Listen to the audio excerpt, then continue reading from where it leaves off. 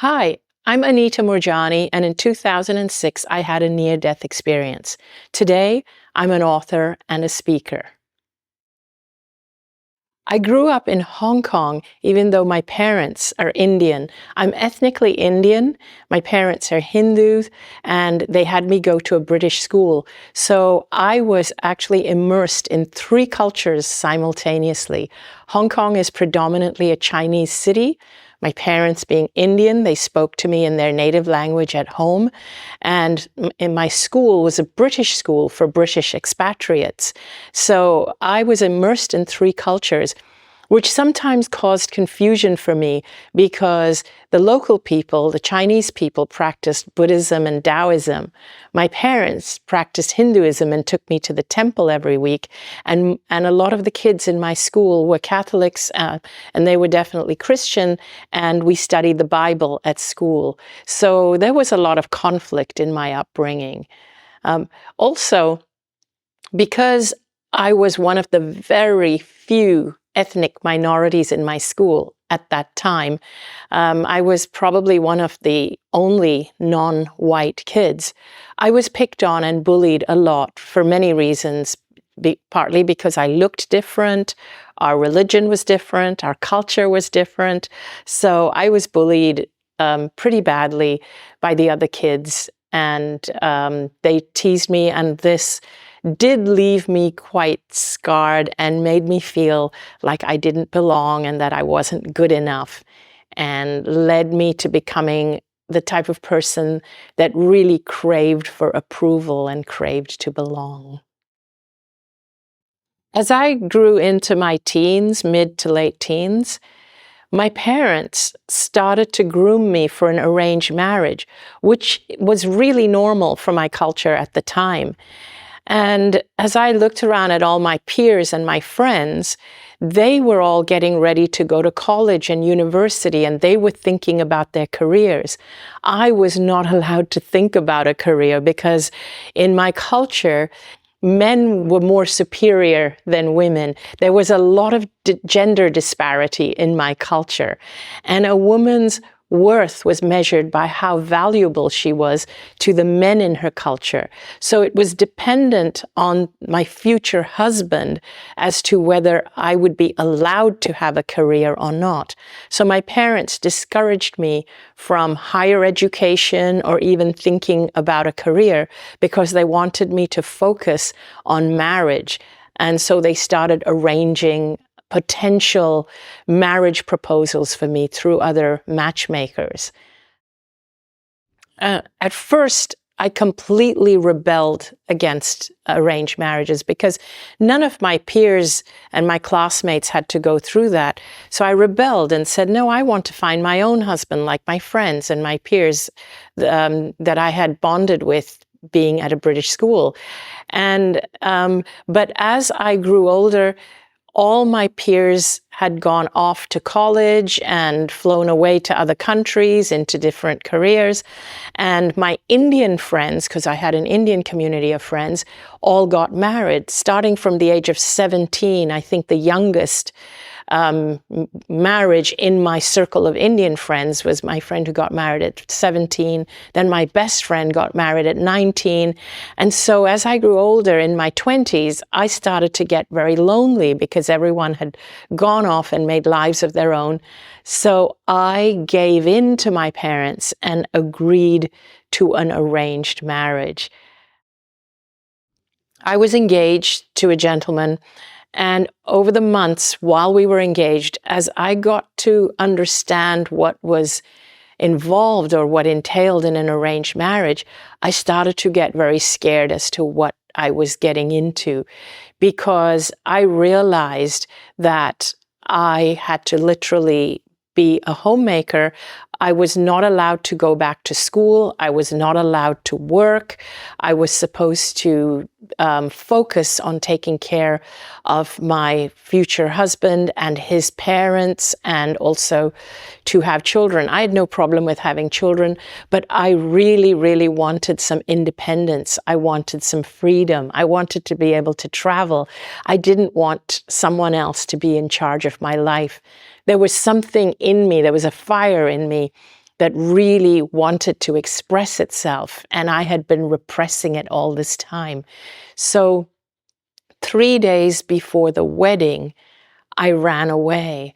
And if any of you know anything about Indian weddings, they are huge affairs where not only is the venue booked, but there's the musicians and the people fly in from all over the world, and they are 2-week-long affairs, and there's elephants or horses. Like, an Indian wedding is a huge thing.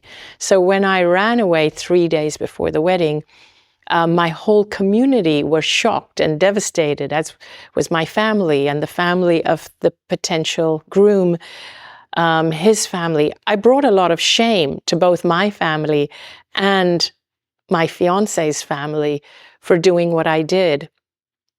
And, but over time, I had to learn to get over that. But I was told after what I had done that no Indian man would marry me because of what I had done. When I actually ran away from that arranged marriage, it felt very scary, very, very scary, because I was in a position of being scared of what I was yet to face leaving this arrangement, but I was also scared of what I was getting into. It felt like a lose-lose situation. But what I didn't realize at the time, that the choice to choose freedom, my freedom, was an act of self-love. The self-love actually won, and I'm so glad it did. I didn't even realize that's what I was doing. And I went and hid at a friend's house for about a month until everything died down. I'm so glad I didn't go through with the arranged marriage, because sometime later, it was a couple of years later, that I met the most amazing man who is my soulmate. And he is the only person I can imagine being married to. I know that it was divine intervention, because I met Danny in Hong Kong, which is where I was living, and I had been told that no Indian man would ever marry me after what I'd done. So I wasn't even looking to marry an Indian man. I'd told my parents, don't expect an Indian man to marry me, because I now have a terrible reputation in our community. But when I met Danny, who is Indian, not only Indian, but of the same, I guess, caste, if you will, as me, as my parents, I knew for sure that he knew and his parents knew everything I had done. And I assumed that he and his parents and all would never accept me. And, but yet when we met, he and we just talked. It was like a soul recognition. And he told me later that from the minute he met me, he knew that I was the one he wanted to spend the rest of his life with. And so what was really interesting is I once said to him that I was assuming that maybe he doesn't know my background, because he was taking the relationship further and further. He was dating me, sending me flowers, everything. And so I once said to him, do you know what happened in my past? You know that I ran away from an arranged marriage. I'm sure you've heard. And he goes, yeah, that's why I love you. It makes me love you even more that you had the courage to do that. I love your courage. And he said that his parents had wanted him to have an arranged marriage. They were trying to arrange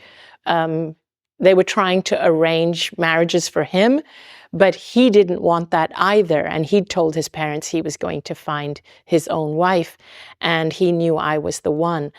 Well, I told him that, do your parents know that you're dating me? Because your parents may not feel that way about me. And he said, they don't know yet. I'm going to tell them that I want to marry you. And sometime later, he told me that when he told his parents he wanted to marry me, his parents said, that's the woman with a mind of her own. Are you sure you want to marry her? And he said, yep, that's why I love her.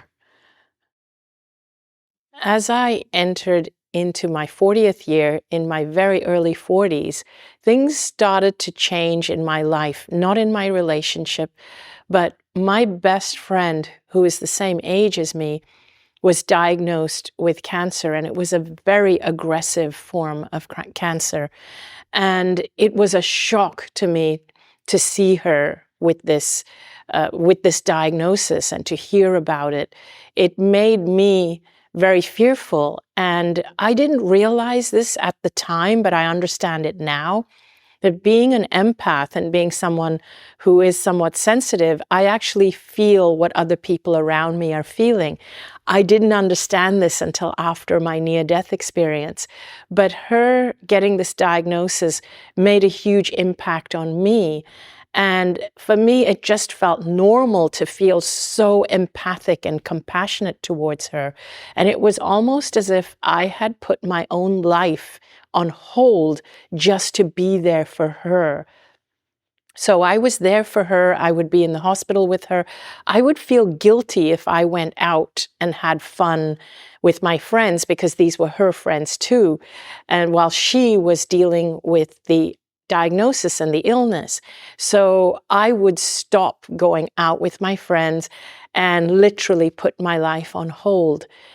And at the same time, Danny's brother-in-law, who was also the same age as us, was diagnosed with a form of cancer, also aggressive form of cancer. So I was watching both of these people deteriorate. I was watching their health deteriorate. And I started to develop this deep fear of getting cancer. I would read all about cancer prevention. And so I started to subscribe to all these newsletters and watch all these videos on how to avoid cancer. And I went on this huge journey that was very cancer focused, but it was about how to avoid cancer. And I started to live my life that way. I started to purchase all the supplements, the antioxidants, the anti-cancer supplements.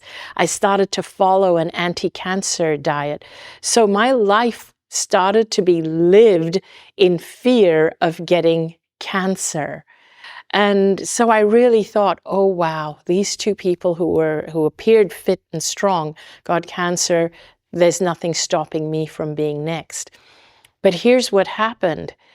This fear really gripped me because I was there in the hospital with my friend and listening to the diagnosis and seeing her do everything that money can buy, and yet she was getting sicker.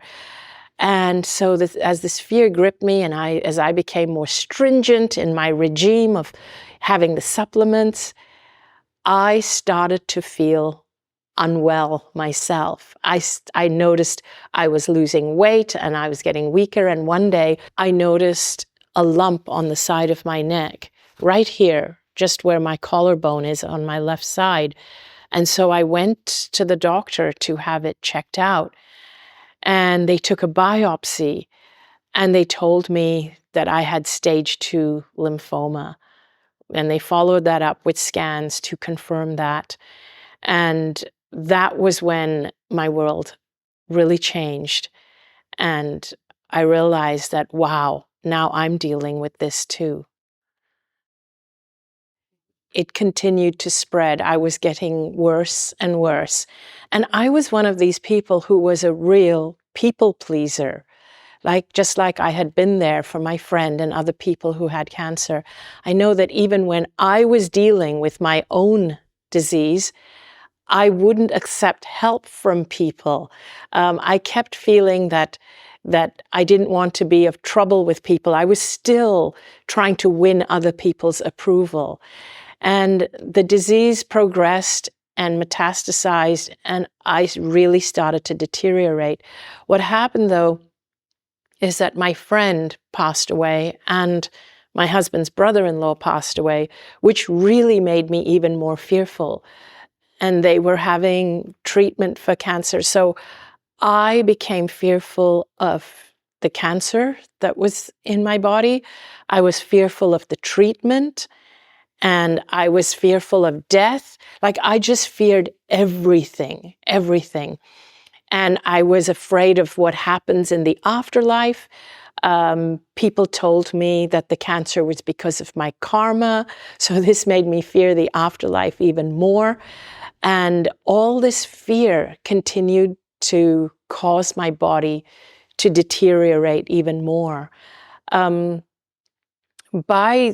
the end of 4 years of dealing with this, I was very, very emaciated. And this part is actually, it's hard for me to talk about, but I want people to know what I went through so they can understand the transformation or the transition.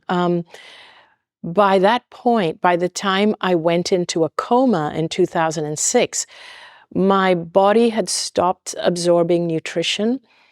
My muscles were completely deteriorated, so I didn't even have the strength to stand up or even sit up. I couldn't even hold my head up. My head would hang on my neck because I just didn't even have the muscles in my neck to hold my head up. I couldn't walk. But when I would lie down, I would choke from the fluid in my lungs. I weighed about 85 pounds and I had open skin lesions where toxins were weeping out of my skin. I was in a terrible condition. And on February the 2nd, 2006, I went into a coma. I didn't wake up that day. And the doctors told my family, so now I was surrounded by my husband and my mom and my brother, who was on his way to see me. He was on a plane at the time. The doctors told my family that these were my final hours, and they told my family that my organs were now shutting down one by one, and that my kidneys were already shut down. All of these are in my medical records, and they told my family that I wasn't even going to make it through the day. That basically I would not be here 24 hours from now. And it even says that in my medical records, that the family have been informed that these are my final hours. So while my physical body lay there on that hospital bed with my family gathered around me, and they were all distraught, unbeknownst to all of them, I had left my body and I felt incredible. I felt really light and free, and I wanted them to know that I felt amazing. I didn't feel that feeling of being heavy and in pain and in fear, and I hadn't been able to breathe properly in my body because my lungs were always filled with fluid. And I had had no appetite to eat, but here now, I felt incredible. And I was aware that my physical body was lying there on that hospital bed. And as I was aware of it, it looked so small and insignificant compared to how I was feeling now. I felt powerful and huge and humongous. And I don't remember ever feeling like this ever before in my physical life. And I really wanted to communicate with my family because I could see they were distraught. But I couldn't. I didn't have a physical body. This, where I was now and who I felt I was now, I didn't have vocal cords. And even as I was watching everything that was going on around my physical body, I wasn't looking with physical eyes. It was like I had 360-degree peripheral vision, but it's nothing like looking with your eyes. It was like just an awareness that went beyond even the hospital room that my body was in. You know, when we look with our physical eyes, we have to turn our heads. I didn't have to do any of that. It was like I just knew. I knew what was happening. I knew what was happening beyond, almost like wherever I put my awareness, there I was. It was such an expansive state, so expansive. And as I felt myself getting more acclimatized to being in this state, I felt myself expanding more and more. What was incredible was that all the pain was gone, all the fear was gone, and it was replaced by a feeling that I can only describe as love, unconditional love. There's no word actually in our English language that's strong enough to describe it. Every time I visit it in my, I'm going to say my mind, but it's also, I visit it in my heart, it just lights me up. I love talking about this part of my experience because I relive this part every time I talk about it, and it reminds me of who I truly am. And I believe we all are that. I felt the power of my soul, the part of me that has always lived and will always live and will never die. I felt like I was merged. The love, I would call it God, I would call it pure essence. And then I felt, and I say, and then I felt because I'm putting it into a linear sequence, but it didn't feel like there was linear time on that side. It's like you just experienced the whole thing all at once. I felt my dad and my best friend, and I was surrounded by all these beings, most of whom I recognized from this life who had passed on, but there were many beings who I didn't recognize. Maybe I knew them from other lives, or maybe they were ascended masters, or maybe they were guides, but there were beings, and all I felt from them was pure unconditional love. And I felt that they were there to guide me and to help me through this transition. And then when I encountered my dad, all I felt from him was unconditional love. There was no judgment. Like my dad didn't even judge me for running away from the marriage and for causing him so much shame. My dad had died 10 years prior to this near-death experience. And I really thought that one day when I encounter him, I would experience a lot of judgment and shame. Even when I had cancer and when I was going through the cancer and people were telling me, perhaps it's my karma, I didn't know what awaited me on this side. I didn't expect to be received with so much unconditional love. It was like I was bathed in what I can only call God energy. It was like I merged with it, like I became it. And one of the things I realized is that when we leave behind our bodies, we're not only leaving behind our physical bodies, but we're also leaving behind our gender, our culture, our race, our religion, our traumas, our beliefs, and the baggage we've accumulated over a lifetime. And so what crosses over, what we take with us to the other side, is so pure. It's pure consciousness, pure love, pure essence. So here I was on the other side with my dad's pure essence. And I understood that the turbulence, whatever turbulence I had experienced on this side for rebelling against the arranged marriage and all these things, are things that are part of being here in the physical. We don't have that turbulence or that judgment or that shame on the other side. All of that gets shed and left behind. So I was met with my dad's pure essence and his essence and my essence. All I felt was pure unconditional love. We didn't even use words to communicate with each other. We just knew, like it was like his essence and mine merged. And it was the same with my best friend. It was amazing. It was like our essences merged. And she even wanted me to know that she had never intended for me to get so wrapped up in being there for her illness to cause me so much fear. And she wanted me to know that she loved me so much. And then I reached a point where I felt as though I was given a choice as to whether I wanted to come back into my physical body and continue with my life, or whether I wanted to stay there. No part of me wanted to come back because it was so beautiful there. And I had been suffering so much here. My body had deteriorated. My family were suffering taking care of me. So there was no reason for me to come back.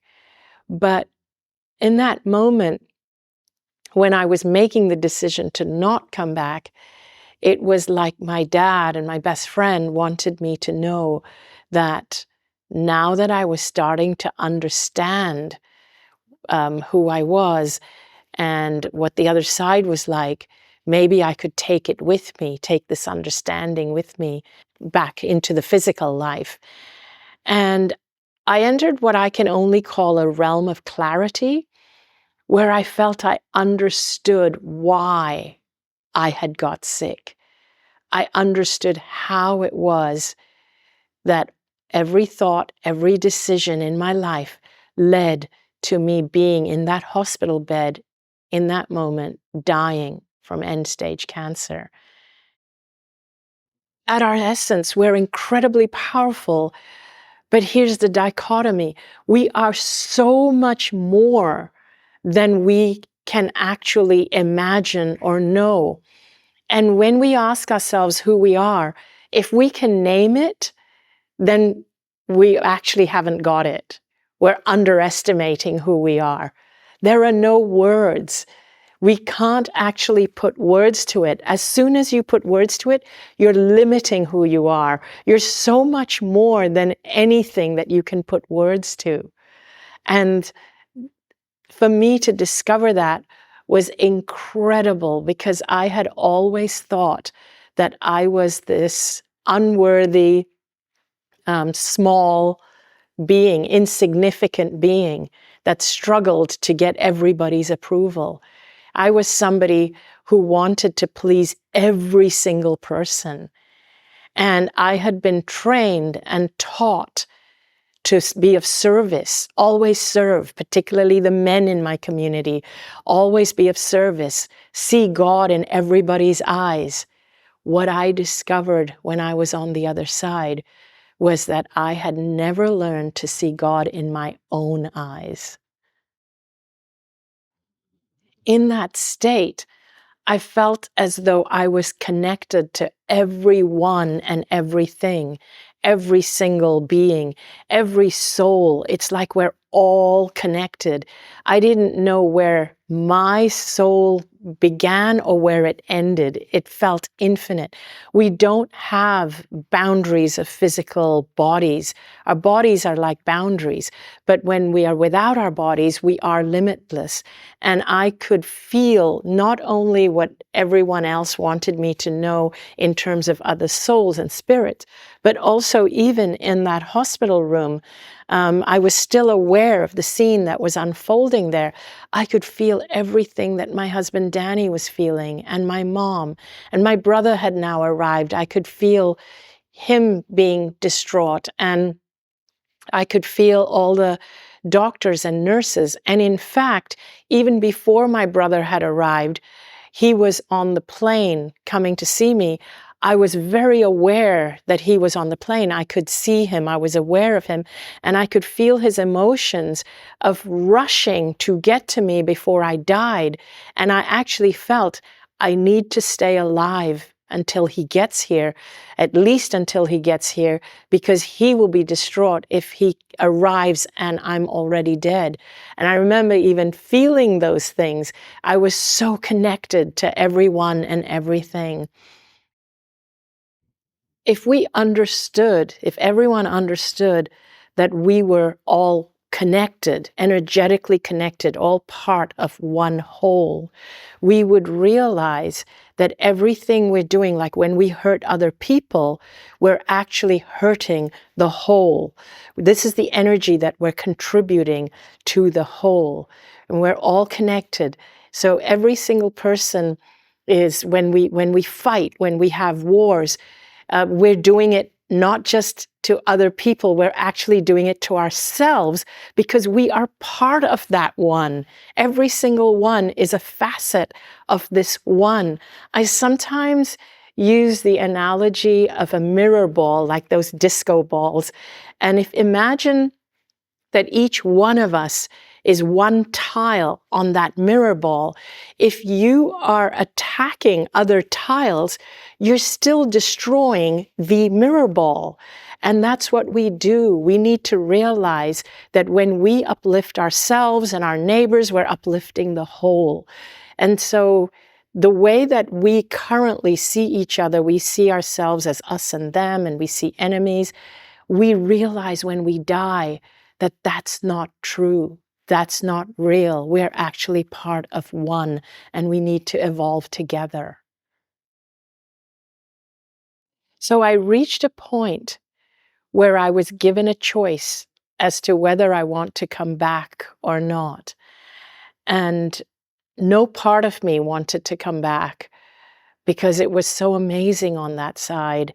And over here, my body was dying, and I was suffering, and my family was suffering. So I really wanted to stay on that side. But I started to understand how it was that every thought and every decision I had made in my life had led to that point of me lying there in that hospital bed dying. And I realized that now that I understood this, if I chose to come back, then my body would heal very, very quickly. And my dad started to encourage me to come back. He told me that my purpose hadn't been completed yet. I still had things to do on this side. I also learned that my husband, Danny, and my purpose was linked. And if I didn't come back, he wouldn't be able to complete his purpose either. And so I made the choice to come back. And my dad was saying to me that you have gifts waiting for you on this side. You've already suffered a lot. You've suffered enough. Now go back and live your life fearlessly. And as soon as I got that message from him, I started to come out of the coma. I realized that all the choices and the decisions I had made during my life had led me to that point of dying on that hospital bed. And I learned that I had been making every choice in my life from a place of fear instead of from a place of love, particularly self-love. Every choice I was making was either a fear of disapproval, wanting to please other people, and making all my choices to make everyone around me happy, but not necessarily making me happy. Even if a choice made me unhappy, I would make that choice because it pleased everyone else. I was always someone who really craved approval from everyone else because I never got it at school. I never really got it from my parents because I was a daughter as opposed to a son. In our culture, I struggled to get approval because boys or men or the males are more revered than females. And so I was somebody who was dysfunctionally addicted to winning other people's approval. And I learned that from my near-death experience, that I don't need anybody's approval, only mine. And when I learned that my soul, my essence, is also a facet of God that is here to express itself, that was huge for me. But I realized that the easy way of looking at it is whenever I'm faced with a choice, I need to ask myself, am I making this choice out of love or fear? Am I making this choice because this is what I want to do, because I'm passionate about this, because I love this, I feel this is part of my purpose? Or am I making this choice because I fear I won't fit in if I don't, or because I fear I'll lose the approval of other people, or because I fear I'll get sick?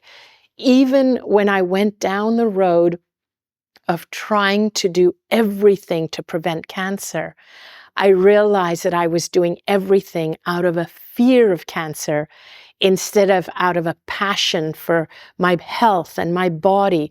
We have to even treat healthcare in that way of learning to be healthy from a place of loving life, loving our bodies, loving, wanting to live longer, and having passion for life. That's why we want to stay healthy. So we do these things to be healthy because we want to live longer and we love our lives, not because we fear illness.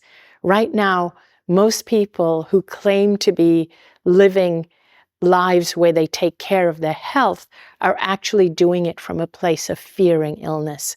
We need to do it from a place of loving life and from a place of expanding wellness as opposed to avoiding illness.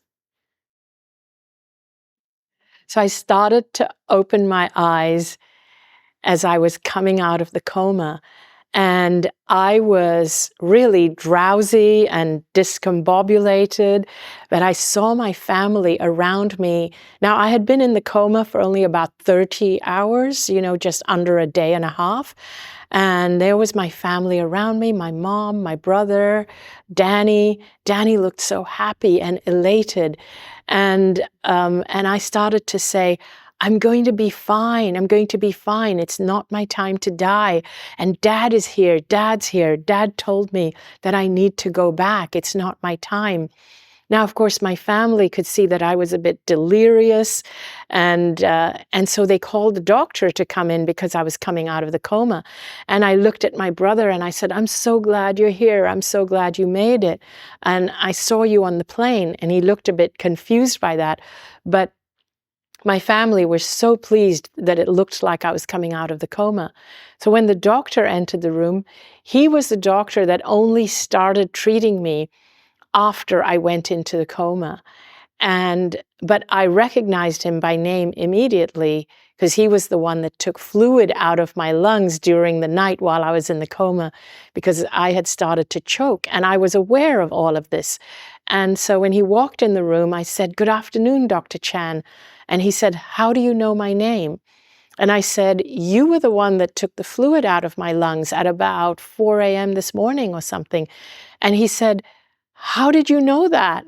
And he then dismissed it and then said to my family, "Don't raise your hopes because she is still in highly critical condition, and sometimes they do come in and out of a coma, but it doesn't mean she's out of the woods yet." And then he left the room baffled. And after he left the room, that's when I started to say to my family, why was he surprised? And I said to Danny, isn't he the one that told you that I won't even make it until the next day? And Danny said, you couldn't possibly have heard that. He said that outside the room, down the hallway at the nurse's station, which is at least 40 feet away. And I said, oh, well, I saw him say that to you. And then I started to describe things that there was no way I could know. And that's when they realized something had happened. I was actually really elated. I was euphoric while I was lying there in the intensive care with all these tubes and things connected to me. I wanted to take the tubes off. I wanted to tell everyone that actually I am fine, but my body just has to catch up. But they were all shocked to see that the tumors, these golf ball sized tumors that were visible, physically visible even without a scan, they started to soften and literally melt away within days. Within 4 or 5 days, they had shrunk by about 70%. And the doctors could not believe it. They didn't even know what to write in their medical records. And slowly, they started to pull away all the tubes. I no longer needed the oxygen tube to help me with the breathing. I no longer needed the nutrition tube. And I wanted to sit up and I wanted to listen to music. And 3 weeks later, they wanted my body to get a little bit stronger. So they scheduled for 3 weeks later for me to have a bone marrow biopsy, because that's a little bit of a grueling process. And I was still too weak in the beginning to have that process. So when they did the bone marrow biopsy 3 weeks later, they found that there was no trace of cancer in my body, but they still weren't completely convinced. They kept saying, we're going to keep looking till we find it, because cancer doesn't disappear like that. So subsequently, they did scans, and they did a lymph node biopsy and still found no trace of cancer. And they did the scans and they realized I was completely cancer-free.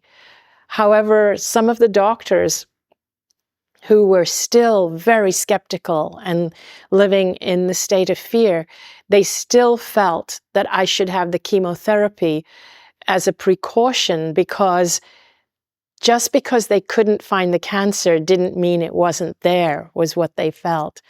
So they still gave me chemotherapy. And at that point, I knew that I was meant to live. I came back with a purpose and a mission, and nothing scared me. Not death, not the cancer, not the chemotherapy, nothing. So I literally said, do whatever you want. I know I'm going to be fine.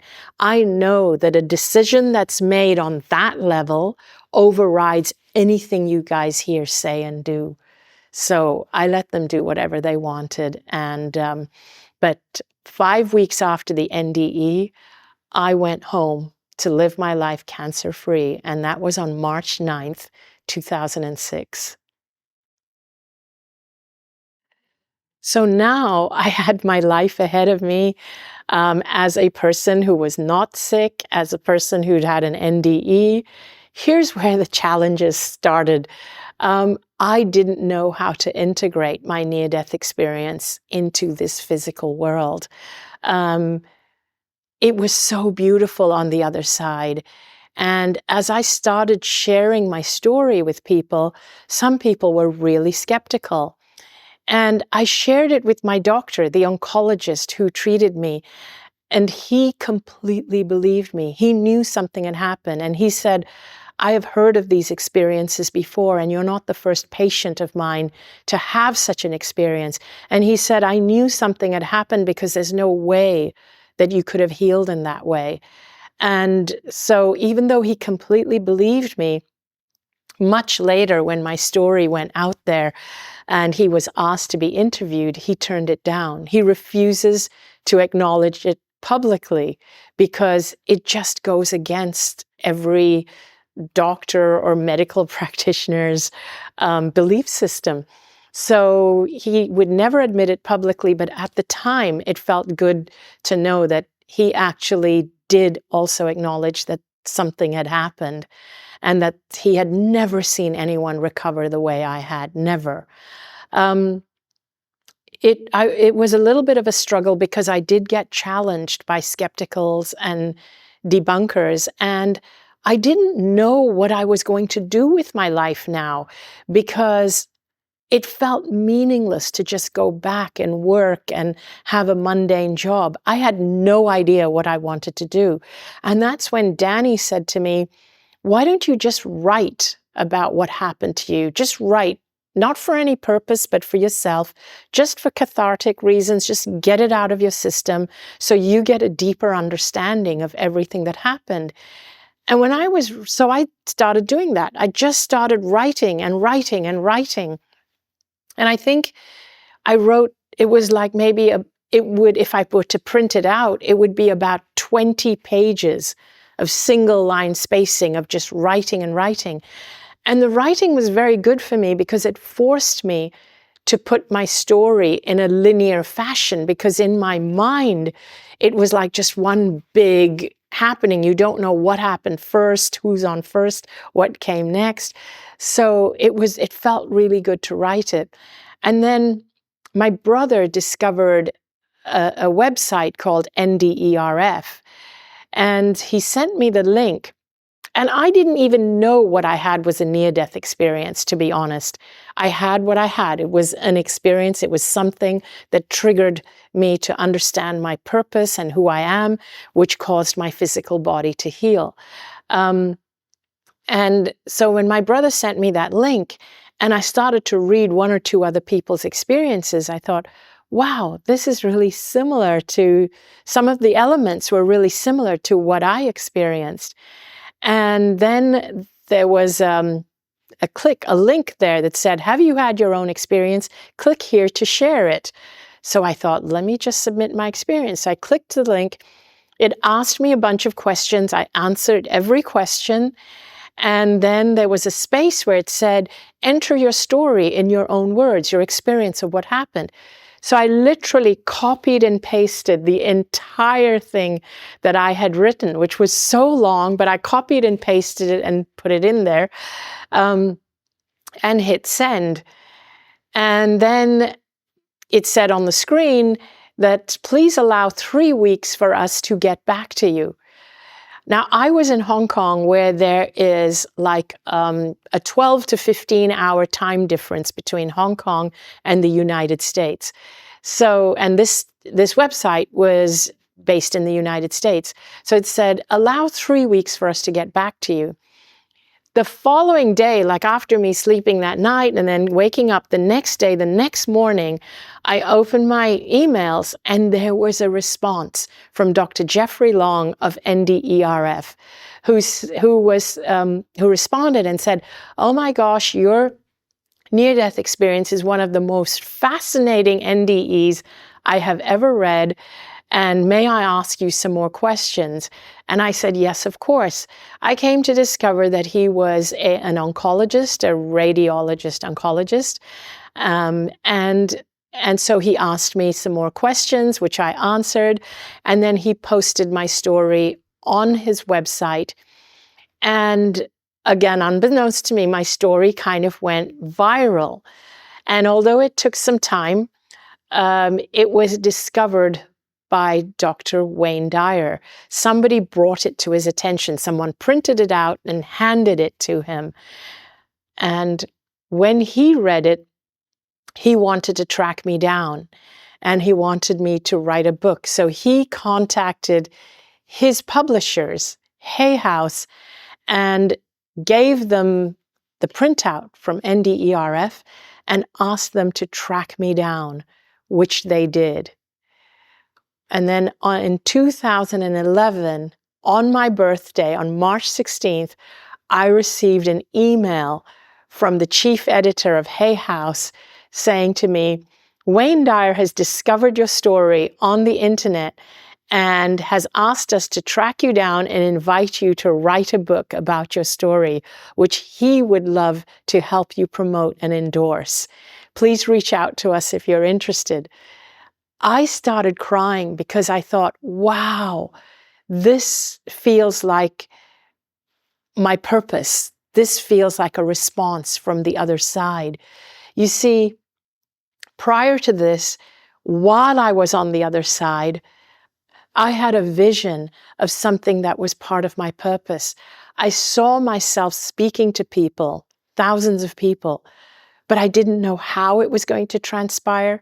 I didn't know what I was speaking to them about, because obviously while I was still on the other side, the healing hadn't happened yet. I didn't know that I was going to that this was going to be a near-death experience. I had no idea what I was going to be speaking to people about.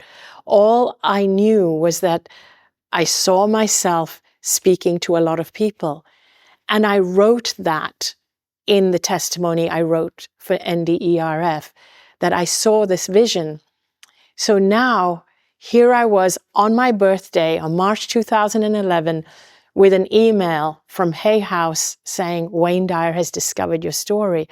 And I started crying, and I wrote back right away. And I said, wow, is this for real? And it's my birthday. And of course I would love to write a book, although I've never written a book before. I'm not an author. I've never done this. And she wrote back, the chief editor wrote back and said, yes, this is for real. And we will help you with the process. Don't worry. And it's very easy. And we will send you a book agreement, and you can look it over. And then they made the process very, very easy for me. And after I agreed to write the book, I actually reached out to Wayne Dyer because I wanted to contact him to thank him. And I actually called in on his radio show because that was the only way I knew how to contact him. And that conversation that was done on air on his radio show, where it was the first time that Wayne and I were speaking to each other, that has been recorded and kept, and somewhere in the archives, and I believe somewhere on my website, which was an incredible conversation. And after that, Wayne invited me to come and speak with him on stage, and I toured with him for 4 years, and he promoted my book. And here I am today doing what I do because of Wayne Dyer. So I want to share what are some of the biggest lessons that I learned from the other side and what helps me to live this life. Because I wish everybody knew these things. I don't know why I had to die to learn them, and I don't want other people to have to wait until they die. And this is why I've made it my mission to share my story and to share my lessons. It's sometimes really scary sharing my story, but it's worth it, because if it can help someone else to not have to wait until they die to figure it out, then it's worth it. And the biggest lesson I learned is that you have to love yourself like your life depends on it. I never loved myself before. And when you don't love yourself, that's when you make your choices from a place of fear. You fear what other people think. You fear shame. That's a big one. I always feared being shamed.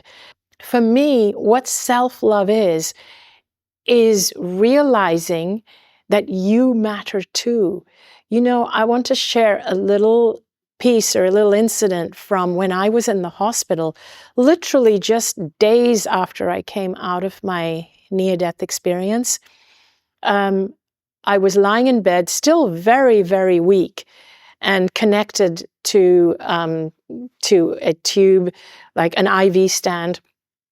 And a nurse came up to me in the hospital bed, and she said that we need to get you out of here to start moving and to start using your muscles, because we need to start building up strength in your muscles so that you can walk out of here. So she helped me out of the bed, and we started to walk, and she was holding me by one arm, and I had the IV stand in the other hand, and we were walking slowly. And I said to her, I want to look in the mirror because I have no idea what I look like right now. I haven't looked in the mirror for a long time. And so she led me to the bathroom mirror. And when I looked in the mirror, I looked nothing like what I thought. I looked nothing like what I'd looked before. But here's the thing. I actually looked terrible because all my hair had fallen out, and I had this open skin lesion here, which was all bandaged up, and I was emaciated and gaunt. Like my head looked like a skull. My cheeks were completely sunken. My eyes looked like they were bulging out and out of proportion. I almost looked like one of those alien heads. And I looked at myself and I thought, wow, I understood that I had done this to myself because I had never loved myself. I had never known that even I was an aspect of God. I'm not more inferior than anyone else. And when I understood that, that had changed my life, and that's why I came back.